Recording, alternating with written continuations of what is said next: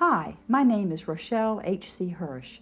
I've been involved in personal transformation for over 20 years now, ever since I went to a program in California called STAR that helped me understand what it's like to go into emotion for the purpose of healing and transformation is different from avoiding emotion. And what I've developed over the last 20 years is a full understanding of what it takes to do personal transformation in one system. My educational background is in physics and operations research and statistics. I've been an organization effectiveness consultant for 25 or 30 years now.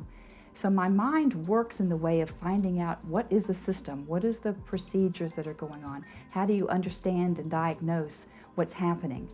And when I started into my own transformation work, that's what I brought to the table, is looking into how does this really happen? What's going on?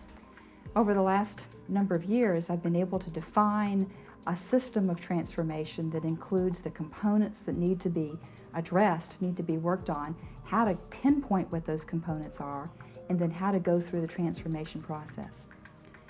The exciting thing over the last year and a half is that I've discovered that combinations of emotional imprints that I've been calling HC React codes that are set up from before birth, during birth, early childhood, preconscious times, that combinations of these React codes form signatures for specific disease. This has been very exciting to look into and to find that I've been able to define signatures for breast cancer, for HIV, for diabetes, for obesity, and obesity is different from overweight. So I've been working with individuals to see if these theories of mine actually play out. And the person that you're seeing on the video today, Chris Tucker, is one of the men I've worked with on his HIV issues. In doing that, I also found out that the whole HIV component was tied up with how come he had an addiction to crystal meth, how that played out.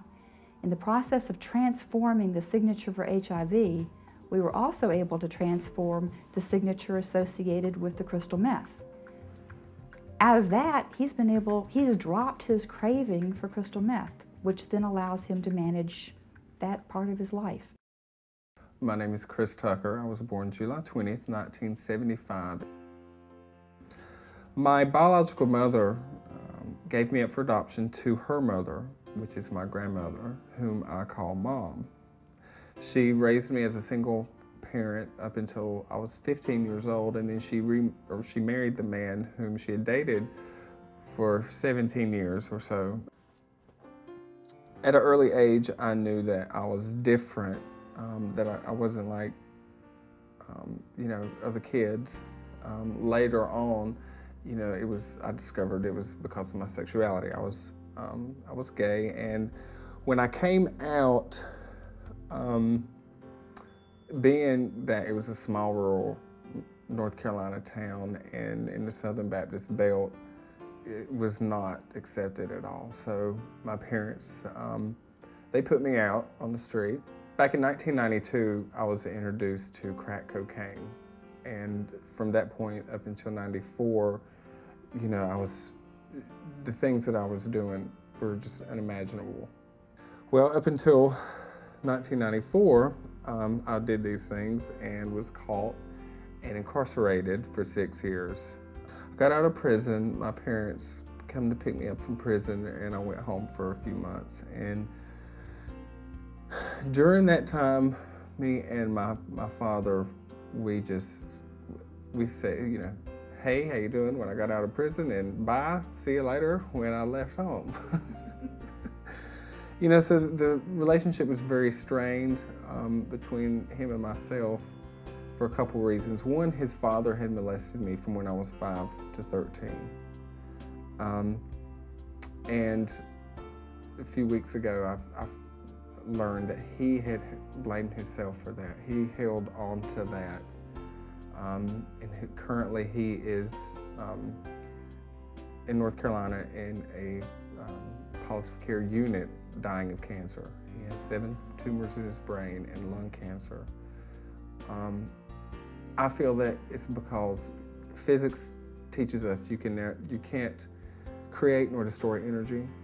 It can only be changed. And when you hold on to any kind of bitterness and rage and emotional energy. It has to transform in some physical sense.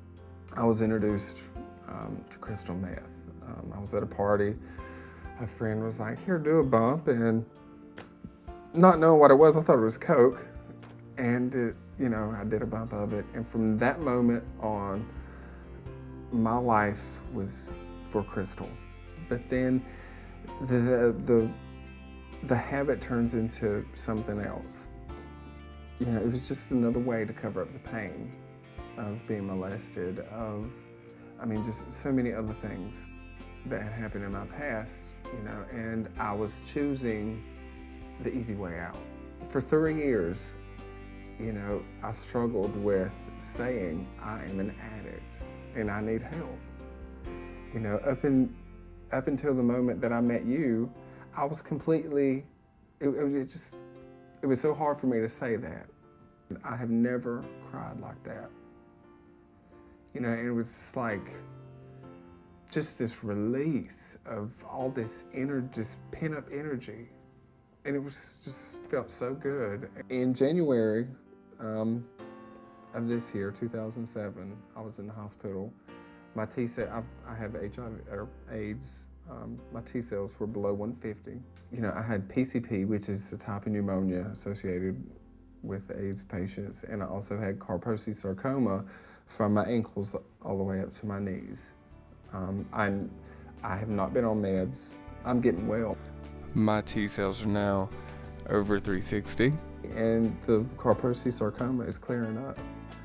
And I attribute that to, you and I you working with me to clear all of these, beliefs and just negative energy that I've manifested in myself for so many years. You've I cleared my craving for crystal meth, and I'm getting well. I owe my life to you. You've given me the key to my soul, but you've also given me the choice to turn that key and explore the fear that I hold within myself. And it's hard at first, but the outcome has been worth it.